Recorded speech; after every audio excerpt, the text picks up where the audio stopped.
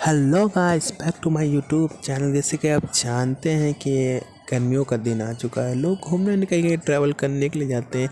वैसे मैं आपको ऋषिकेश उत्तराखंड का एक अद्भुत नज़ारा और वहाँ की संपूर्ण जानकारी दूँ, कैसे जाएं, क्या करें, क्या नहीं करें।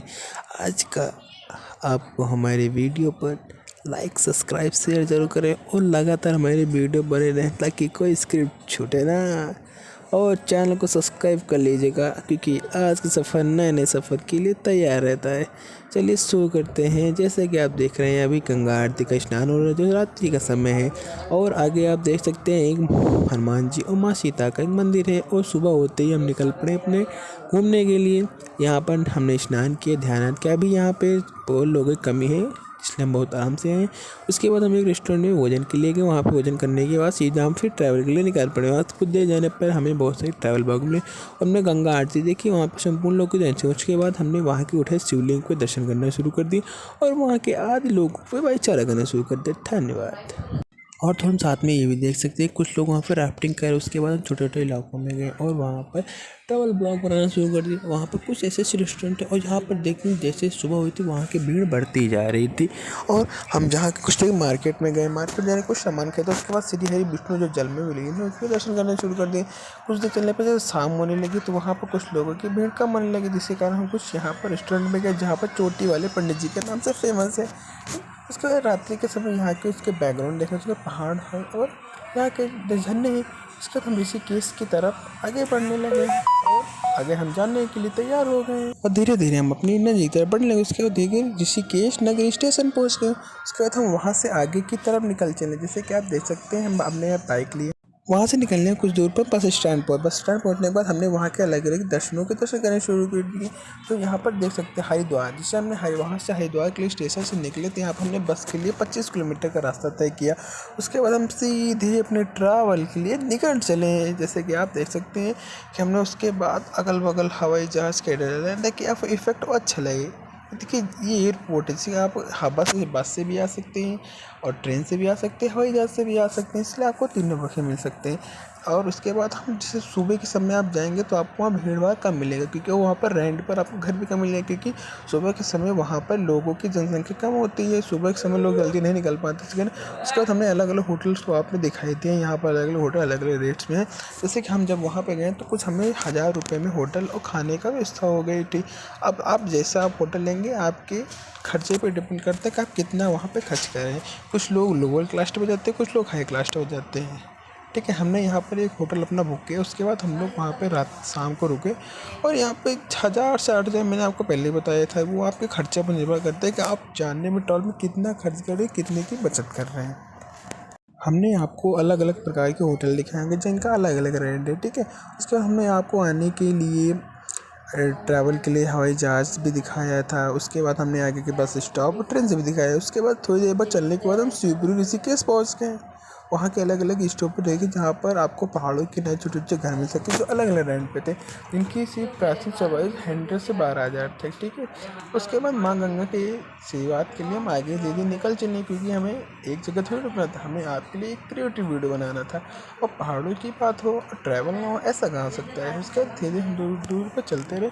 हमने सोचा कि अब पैदल कुछ दूर या हमने नहीं चल सकते, इसलिए हमने रेंट पर कुछ स्कूटी या बाइक मोटरसाइकिल ले सकते हैं। हमने यहाँ पर स्कूटी की चूज़ की, क्योंकि स्कूटी 1000 रुपये में हमें 1000 रुपये मिल गई थी। अगर हमें और देते हैं तो 400 रुपये एक्स्ट्रा बढ़ने चाहिए थे।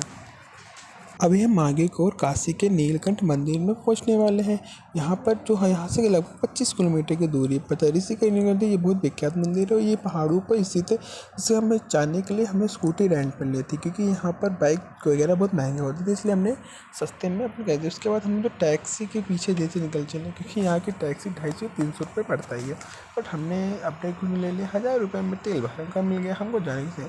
यहाँ चलते थे, यहाँ पर साइड में देख सकते हैं कि पूजा करने के लिए प्रसाद और वगैरह के लिए यहाँ पर टेंट लगे हुए हैं। यहाँ पर हम लोग जब नीलकंठ मंदिर के बढ़ रहे थे, काफ़ी भीड़ थी नीलकंठ महादेव मंदिर की तरफ, क्योंकि सुबह का समय था। यहाँ पर लोगों की जनसंख्या बहुत बढ़ती जा रही थी।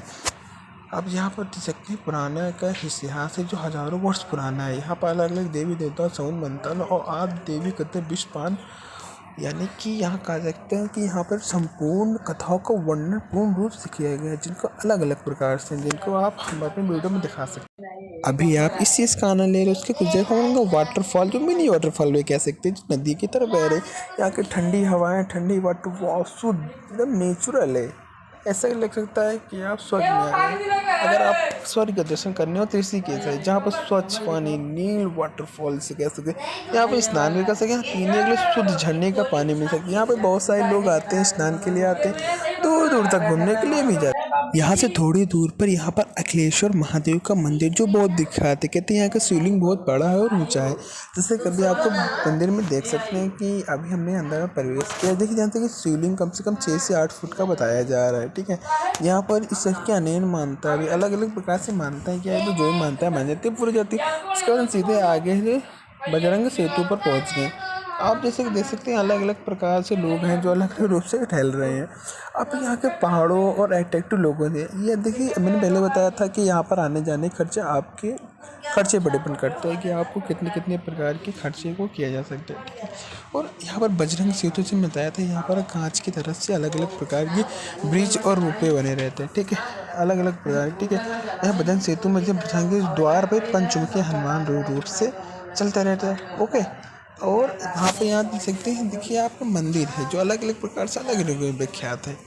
आप यहाँ पे आगे चलेंगे तो ये अलग अलग और अट्रैक्टिव रूप से चतुर्भुज शिव महामंदिर है। ठीक है, जो इस अलग अलग प्रकार से यहाँ पर शिवलिंग के अलग अलग प्रकार के रूप बने हुए हैं, जिनके आप दर्शन कर सकते हैं। पंचमुखी, महामुखी, शेषमुखी और आदि शेष नाग के नाम से भी जानते हैं। ठीक है, यहाँ पर अगर आप जानना चाहें तो यहाँ पर पंचमुखी, पंचमुखी, पंचदेव, पंचभूत की मूर्ति मिलेगी। यहाँ पर अगर आप जाएंगे तो यहाँ पर आपको रुद्राक्ष के अलग अलग प्रकार के पेड़ भी मिल सकते हैं, और ऐसी बहुत सी चीज़ें जो आपको अट्रैक्टिव रूप से देखी जाए। और आप कुछ दूर पर चलेंगे तो यहाँ तपोवन घाट मिलेगा, जहाँ का पानी ठंडा, शीतल, शांत है। लेकिन यहाँ पर स्नान करने के लिए मना है, क्योंकि यहाँ का पानी का बहाव बहुत तेज है। यहाँ पर आप शांत बैठकर फोटो खिंचा सकते हैं। यहाँ गंगा आरती भी बहुत शांति से होती, पर यहाँ पे नहाना सख्त मना है, क्योंकि यहाँ का पानी बहाव हो जाने के कारण आते लोग के यहाँ बहुत सारी दुर्घटनाएं हुई, जिस कारण यहाँ पर बंद हो गई है। ठीक है, शाम के समय हम लोग ने यहाँ पर गंगा आरती का आनंद लिया, और जिससे गंगा आरती में माँ का ध्यान करते हुए माँ का के सभी। उसके बाद कुछ देर चलने के बाद हमने भोजन के लिए रेस्टोरेंट ढूंढा, जो हमारे रैंडम खर्चे के हिसाब से 3-4 समय हम लोगों का पेट भर गया, क्योंकि मैं अकेला ही गया था, फैमिली के साथ नहीं। ठीक है, ऐसे आप लोगों को बताया था कि ये वेटल कैफे से आप दे सकते हैं, ज़्यादा महंगा नहीं है, पर आपको शुद्ध शाकाहारी अलग अलग प्रकार के व्यंजन मिल सकते हैं। यहाँ पर अलग अलग प्रकार के, जैसे मैंने पहले बताया था, वो आपके जैसे जैसे आप जाएंगे अलग अलग प्रकार के हर अलग तरह के वैसे मिलेंगे, जैसा आपको जो पसंद हो ऐसे खाइए, क्योंकि आपको बजट पर निर्भर करता है कि आप कितना खर्च कर रहे हैं। ठीक है, अगर आप मैंने रैंडम में 10,000 रुपये लेकर गए, उसमें से मैंने 3,000 रुपये बचाए, क्योंकि मैंने अलग अलग प्रकार से रूम लिए, आना खाना भी गया। देखिए, ट्रैवल में लोग ज़्यादातर कम भोजन ही खर्चा करते हैं। जैसे कि आपको यहाँ पे राफ्टिंग देखने का, पंजिंग जंपिंग मिल सकता है, और यहाँ पे राफ्ट, रोपियन, नाव, डल्फिन मिल सकता है, अलग अलग प्रकार की मस्ती के लिए है। ठीक है, और यहाँ पे सबसे ज़्यादा डेंजरस पंजिंग जंपिंग, इसमें जिनको हार्ट अटैक की प्रॉब्लम, इससे पर वो भी नहीं कर सकते, सीधी से मना कर दी जाती है। ठीक है, एक्चुअली आपको बताया जाए यहाँ पर सबसे ज़्यादा अगर घूमने के लिए है तो राफ्टिंग के अच्छी कोई चीज़ नहीं, बहुत सुंदर। उसके बाद हमने जहाँ से स्कूटी उठाई थी वहाँ पर वापस भी देनी थी, इसलिए सीधा वहाँ पर चले गए। वहाँ देने के बाद हमने वहाँ से टैक्सी बुक की। यहाँ पर राफ्टिंग के लिए 300 से 1,000 रुपये पर पर्सन। तो मैं अकेला था, मैंने पहले ही बताया था 300 रुपये पर पर्सन का, तो मैं अकेले गया था, इसके कारण मुझे 300 ही रुपये देने ही पड़े। ठीक है, और जैसे कि आप दोस्तों देख सकते हैं, यहाँ पे बहुत सारे लोग हैं जो अलग अलग राफ्टिंग कर रहे हैं। कुछ लोग वहाँ पे स्नान के लिए गए हैं, लेकिन राफ्टिंग में सेफ्टी है ना, वो ज़रूरी है, क्योंकि जो भी उनको वहाँ ले जाते हैं सेफ्टी के साथ वहाँ जाते हैं। अगर आप दोस्तों वहाँ जाना चाहें तो सेफ्टी के लिए आप खुद पर निर्भर हैं, दूसरों पर नहीं, क्योंकि जब खुद पर आती है तभी लोग जानते हैं। ठीक है, आगे के लिए हम त्रिवेणी घाट पर चले गए। इसलिए हम आपको देख सकते हैं यहाँ पर अलग अलग भीड़ कम है, क्योंकि यहाँ पर घाट पे आगे की यहाँ पर अलग अलग समय बहुत सारे घाट बने हुए जो यहाँ से 8 से 9 या 25, 10-20 किलोमीटर पे रहते हैं। ठीक है, लेकिन जिसको अलग अलग आती है इससे घूमना चाहिए। ब्लॉगिंग के लिए आप लोगों के लिए मैं इतना सब करता हूँ, तो आप लोग एक लाइक कमेंट शेयर जरूर कर देना।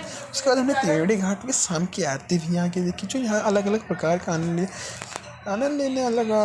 यहाँ से थोड़ी दूर पर जाने के बाद आपको यहाँ पे राम झूला भी देखने को मिलेगा, ठीक है। जैसे कि आप जाएंगे कुछ दूर पे चल के ट्रेन यहाँ पे पैदल भी जा सकते हैं। जैसे कि आप देख रहे हैं राम झूला देखने से यहाँ पे देवभूमि का आगमन आपका हार्दिक स्वागत करता है। राम झूला, लक्ष्मण झूला, आपने बहुत से नाम सुने होंगे। राम झूला पे भीड़ बहुत ज़्यादा रहती है, यहाँ पे स्पेस रहता है, ठीक है। यहाँ पे बहुत सारे लोग आते जाते रहते हैं, पर ऐसा कोई बात नहीं, यहाँ पे ट्रैवलिंग के लिए लोग आते रहते हैं, इसका भीड़ नहीं।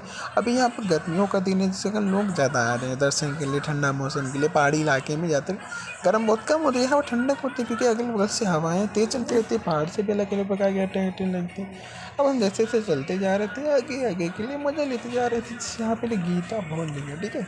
ये अलग अलग प्रकार के विषयों में धमना, यहाँ पर आपको कहानी कथाएँ भी लिख सकती हैं, या आप ऐसे सोच सकते हैं यही एक स्थान है जहाँ पर भगवान ने यहाँ का शुरुआत की थी। अगर यहाँ पर भगवान शिव या गणेश अलग अलग प्रकार के मंदिर है। अब भाई मैं लिटरली बता रहा हूँ, अगर सबसे सुंदर अट्रैक्टिव है ना, नीलपंथ पे जाना है भाई, कसम से भाई बहुत सुंदर है।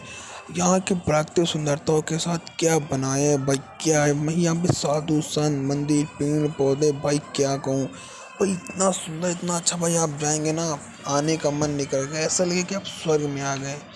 इतनी सुंदर, इतना दर्शन, इतनी साफ सफाई रहती है वहाँ पर। लोगों को यहाँ पे भोलेनाथ की शादी नहीं, ऐसा लगता है साक्षात शिव प्रकट हुए हैं।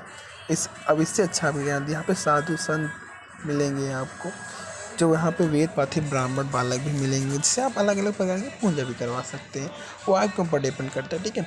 एक्चुअली बताया जाए कि यहाँ पर अलग अलग पेड़ सुंदरता और कुछ देखा जाए तो अलग अलग प्रकार से है, ठीक है। मैंने पहले बताया था कि आनंद आप क्यों बना करते हैं, परमानंद निकेतन नाम है, ठीक है। यहाँ पर गंगा घाट भी, जिसका यहाँ पर कुछ देर बाद आरती भी होगी, जिसका मैं आपको दिखाऊंगा, ठीक है। जैसे कि दोस्तों अभी आप देख सकते हैं, आप अभी आप आनंद ले रहे हैं गंगा आरती का, और बहुत चीज़ें करते हैं यहाँ पर। वैसे जहाँ पर मैंने आपको पहले भी दिखाया है, वहाँ पे वापस लौट के, क्योंकि हमें आए हैं तो जाना तो पड़ेगा, तो वापस वहाँ करेंगे थोड़ा सा छोटा सा दिखा दे रहा हूँ, ठीक है। और यहाँ पर अलग अलग प्रकार के देखते नहीं हैं, गंगा आरती कुछ देर में होने वाली है, ठीक है। और ऐसे कि आप शाम के समय गए, यहाँ पे शाम के समय देखेंगे कुछ लोग पे अट्रैक्टिव भोलेनाथ की फोटो ले सकते हैं, जो नाइट सेफ्टी वगैरह सकते हैं, ठीक है। अलग अलग प्रकार से अभी यहाँ पर सूर्यास्त का समय हो रहा है, ठीक है। यहाँ पर परमात घाट पर गंगा जी की आरती भी चलने शुरू हो रही है। उसके बाद हम आपको जानकी झूला, समझ गए ना, जानकी झूला जी का दर्शन कराएंगे। आप अलग अलग प्रकार से देख सकते हैं। अभी यहाँ पर गंगा आरती शुरू ही होने वाली कुछ देर में, ठीक है। अभी यहाँ पे शाम का समय होने वाला है, और आप जैसे जैसे आगे जाएंगे तो आपको यहाँ पे मंदिर से, मैंने आपको कहा तो जानकी झूला, यही जाए जानकी झूला, ठीक है। अगर आप आगे आगे धीरे बढ़ते जाएंगे तो यहाँ पर आपको जानकी झूला मिलेगा, जो अलग अलग प्रकार से विख्यात है। जैसे कि आपको हम कह सकते हैं शाम के समय यहाँ पर भीड़ कम रहती है, यहाँ पर आप आ सकते हैं, जा सकते हैं। लेकिन यहाँ पर ज़्यादातर बाइक वगैरह जाते हैं, क्योंकि यहाँ के या ऐसे रहते हैं, यहाँ के ट्रैवलिंग जो मेन लाइन है यहाँ से जोड़ती है, जिस कारण यहाँ भीड़ भाड़ से आपको जानना हो तो यहाँ से बहुत सोच समझ आराम से आए, ठीक है। और आगे हम आपको बता सकते हैं, यार शाम का समय हो रहा है, यहाँ अलग अलग प्रकार के मंदिर, हमने बहुत सारे यहाँ पर छोटे मंदिर बड़े मंदिर थे, जो अलग अलग प्रकार से जिनकी मानता है वो तो अलग अलग प्रकार से हम यहाँ पर दर्शन के लिए आ गए। अब दर्शन करने के बाद हमने यहाँ पर रूम लेकर शाम को वहीं पे आश्रम में रुक गए। आश्रम में हमें पैसे देने पर भोजन भी हमें वहीं से मिल गया। सो होने के बाद हम अलग अलग प्रकार से घूमने के निकल गए। अब रात्रि का मैंने शॉर्टकट आपको दिखा दिया, क्योंकि आपको अलग न लगे, ठीक है। शाम के समय वहाँ पर उसके बस अड्डे पर निकल, बस अड्डे पर निकलने के बाद हम यहाँ से आगे की तरफ निकल। अब भाई मेरा आगे का प्लान था 213N, यानी कि अकेले राफ्टिंग करने का, ठीक है। अब मेरा प्लान तो अलग था, तो भाई कुछ ना कुछ तो अलग दिखाना ही था भाई। माँ कसम बहुत मज़ा आया भाई, महाकाल करवा ऐसी थी, खूब मज़ा आया, ठीक है। अब मैंने बोला मज़ा और खर्चा आप पे डिपेंड करता है, आप कितना खर्च करेंगे कितना नहीं करेंगे, बाकी तो महाकाल की माया है। और यहाँ पे जैसे जून और सावन के दिन, सावन इस समय जून जुलाई से, क्योंकि इस समय मौसम अपने इधर उत्तर प्रदेश है, बरेली साइड सीतापुर साइड देखेंगे तो गर्म मौसम रहता है, ठीक है। उधर साइड जाएंगे जून तो आपको मौसम ठंडा मिलेगा। और आप देखा जाए तो आपके बजट नहीं करते, मैंने पहले कहा तो 2 से 3 दिन जाइए, 7 से 8 हज़ार रुपये।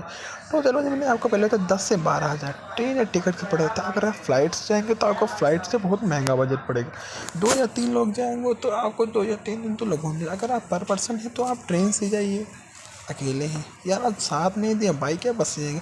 देखिए अगर आप फैमिली के साथ हैं तो मेरे हिसाब से ट्रेन से ट्रैवल कीजिए, क्योंकि आप सक्सेस नहीं है, क्योंकि आप ट्रैवल के साथ फैमिली के साथ मैनेज करने की पड़ता है। अगर आप बाइक से हैं तो आप बस से जाइए, कि बस में आप अकेले रहेंगे, आप ट्रैवल कर सकते हैं, आप कहीं पे जा सकते हैं, अलग अलग प्रकार से आप मजे से मस्ती कर सकते हैं, ठीक है। जैसे कि आप हमारे ब्लॉग में जुड़ रहे हैं, हमें को लाइक सपोर्ट शेयर कीजिए। नमः पार्वती पते हर हर महादेव।